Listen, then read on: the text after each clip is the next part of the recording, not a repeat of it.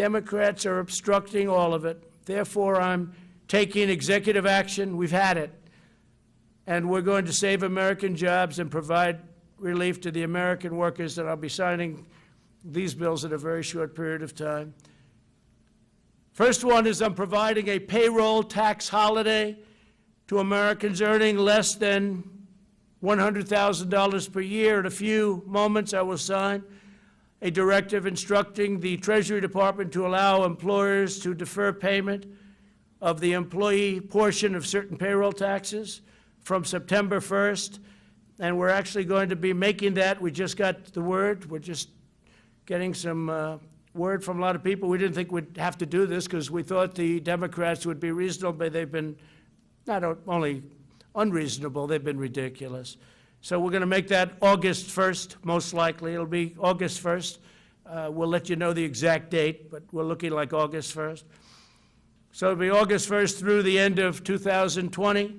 This will mean bigger paychecks for working families as we race to produce a vaccine and eradicate the China virus once and for all.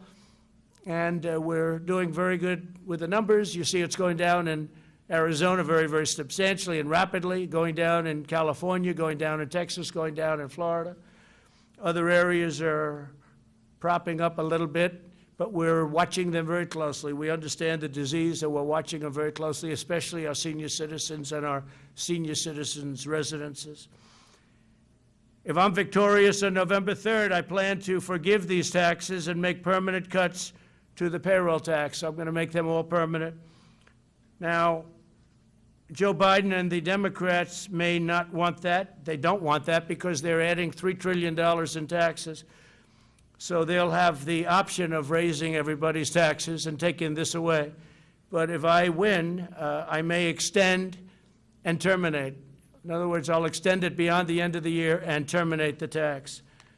And so we'll see what happens. Biden probably won't be doing that. You'll have to ask him. I don't think he knows what he's doing.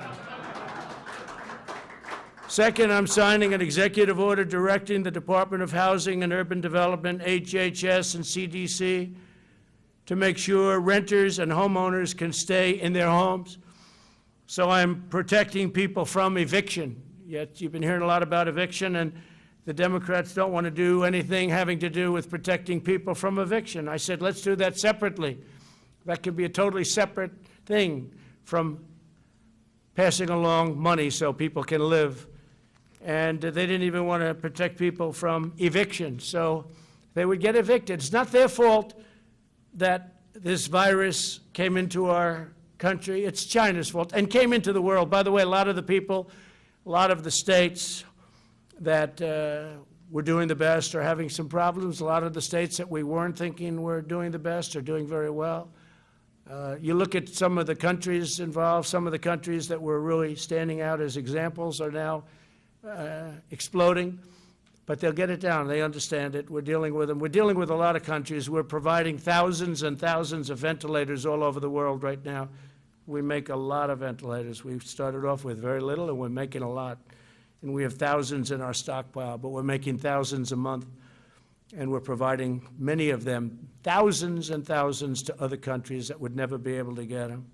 The Department of Housing and Urban Development will also provide financial assistance to struggling renters and homeowners and work with landlords and lenders to keep Americans safely in their homes. So we don't want people being evicted, and the bill, the act that I'm signing, will solve that problem largely, hopefully completely. The third action I'm taking today will also provide additional support for Americans who are unemployed due to the China virus. Under the CARES Act, I proudly signed expanded unemployment benefits into law. Congressional Democrats have stonewalled our efforts to extend this relief. They even opposed measures that would give bonuses to workers returning to the job. They were totally opposed to that. For this reason, I'm taking action to provide an additional or an extra $400 per week in expanded benefits, $400, okay? So that's generous, but we want to take care of our people. Again, it wasn't their fault, it was China's fault. States will be asked to cover 25% of the cost using existing funding, such as the tens of billions of dollars available to them through the Coronavirus Relief Fund. Under this plan, states will be able to offer greater benefits if they so choose, and the federal government will cover 75% of the cost. So we're all set up. It's $400 per week, and we're doing that without the Democrats. We should have been able to do it very easily with them, but they want all of these additional things that have nothing to do with helping people. Fourth, I'm signing a directive providing relief to student loan borrowers. Earlier this year, we slashed student loan interest rates to zero. I don't know if people know that because the press doesn't ever report it, but maybe they're watching now. The press doesn't report a lot of good things that are good for the people and good for the country. Earlier this year, we slashed student loans, interest rates to 0% and suspended student loan payments, and Congress extended that policy through September 30th. Today, I'm extending this policy through the end of the year, and we'll extend it further than that, most likely right after December 1st. So we look like we're going to be extending that. They're paying zero interest. And again, not their fault that their colleges are closed down, and not their fault that they're unable to get what they bargained for. Through these four actions, my administration will provide immediate and vital relief to Americans struggling in this difficult time. And the beautiful thing about this difficult time is we're now coming back and setting records. We'll also ensure that our economic comeback continues full speed ahead, and with the $400 and all of the other measures that we're talking about, and we'll be signing in a little while, that will happen. We're further looking at additional tax cuts, including income tax relief, income tax cuts, and capital gains tax cuts. So we're going to be looking at that, capital gains for the purpose of creating jobs, and income tax is self-explanatory, and it'll be income tax for middle income and lower income people, but middle income people, because they pay a lot of income tax, and you do have tax inequality. I'm saying that as a Republican, and you do have tax inequality. So we're going to be looking at income tax, and we're going to be looking at capital gains tax cuts on both, and maybe substantial. And we'll be reporting back fairly shortly on that. That's big news. That's big news, but very important. We want to have our jobs flourish. We want to have our companies do great. We want to have the 401ks, which are now at a level, if you look at the stock market, it's great. If you have stocks in NASDAQ, you're higher than you ever were, including, even this is still during the pandemic, the stock market, because they see such incredible things happening, smart people. The stock market is at almost an all-time high. We're just short of it, and NASDAQ is higher than it ever was. It's broken the record 14 times in the last couple of months. So 401ks are doing fantastically. I hope you kept your stocks. I hope you didn't sell. I hope you had confidence in your president and confidence that your president was going to be reelected. And I will tell you this, that the biggest tailwind, the biggest problem that we have with respect to the stock market, which is not much of a problem because it's doing so well, but it would be actually much higher, is the possibility that these radical left Democrats could win. And if they win, we're going to have a crash. We're going to have a terrible problem because they're going to raise taxes, $3 trillion worth of taxes. And that's going to affect everybody from middle income to upper income to jobs to companies. Your 401ks will go down like a rock. Your stocks will go down like a rock. You know, and don't forget, these big companies, you have stocks in these companies. You know, you own stocks. And they have millions and millions of shareholders. And whether it's pension funds or anybody else, you all have stocks. So they're big companies, but a lot of people own that stock, and we want to keep it going. But we do have, I guess you could say, not a tailwind, it's a headwind, I guess would be a better description, but it is, it's a headwind. And when you think of it, that's, in my opinion, it would be much higher. But you look at what they want to do. They want to raise everybody's taxes, everybody. And they want to do the Green New Deal, which will decimate our country and decimate, it's ridiculous too, it's childish. I actually say the Green New Deal is childish. It's for children, it's not for adults. Anybody that believes in that is, I don't know, maybe it's politics. I don't even think it's good politics. They seem to think so. We'll see how they do. But I don't think it's good politics, that it'll decimate our economy. We've learned a great deal about this virus and how to treat it. Our strategy is to aggressively shield those at the greatest risk while allowing younger and healthier citizens to safely resume work and school. I notice that some of the Democrats that I would say are very strongly on the left are now coming out and saying we really have to open our schools for the good of the economy. I was shocked to see a couple of them. You know who they are. We urge all Americans to socially distance and avoid large crowds, and all of the things that we talk about all the time. We have to go and make sure that everything's in good shape. We really are. We're coming back very, very strong. We're doing very well with the virus because all of those states that everybody thought would be in a bad position for a long time, they're all coming down. The governors have done a great job. Don't forget, we're dealing with governors. Some have done a fantastic job. All have worked hard.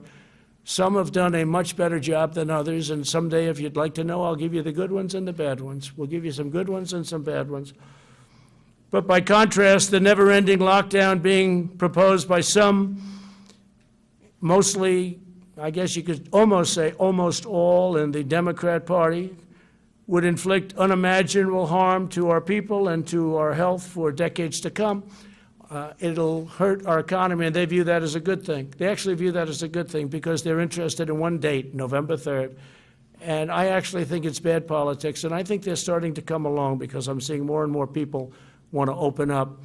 And you see the devastating results of lockdowns, too. You know, you have depression and suicide and drugs and alcohol and bad marriages. Marriages that were very good turn out to be very bad. It's an amazing thing, and it's, who would think it? But people get along for 20 years. I guess they didn't know each other very well, and now they're not getting along. And you had the opposite also. You've had people that get along better. They like each other more than they thought. That's okay, too. That we like.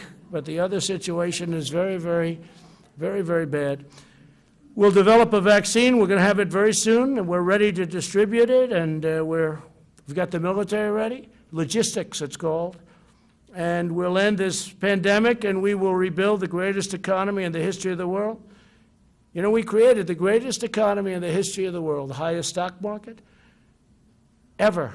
And we're very close to getting that back. And that, I have to say, is way ahead of schedule. Highest stock market ever, best employment numbers for African Americans, Asian Americans, Hispanic Americans. And by the way, Hispanic Americans just set a record for new jobs. African Americans just set a record for new jobs just now, during the pandemic, the last month. And Asian Americans just set a record for new jobs.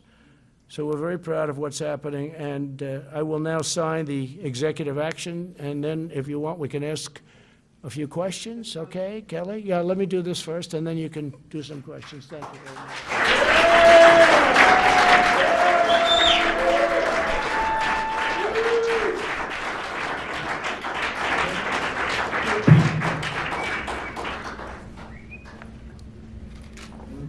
So this is for the authorization of other needs assistance program, major disasters declaration related to the coronavirus disease.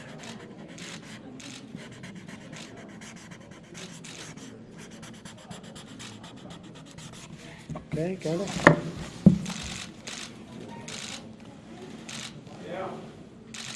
Okay.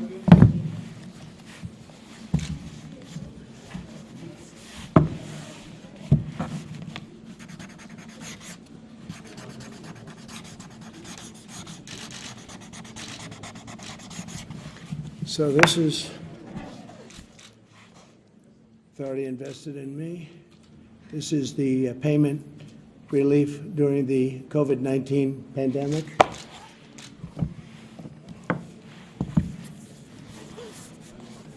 This is fighting the spread of the COVID-19 by providing assistance to renters and homeowners. We're doing assistance.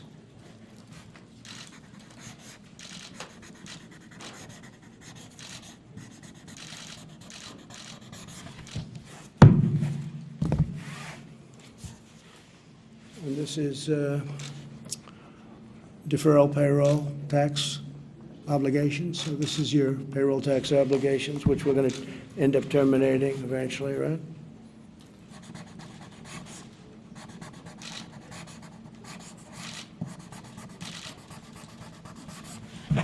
How many pictures can you take over there? I mean, you're taking hundreds of pictures? What are you doing? Okay. I will. So, that's the story. Would anybody like a pen?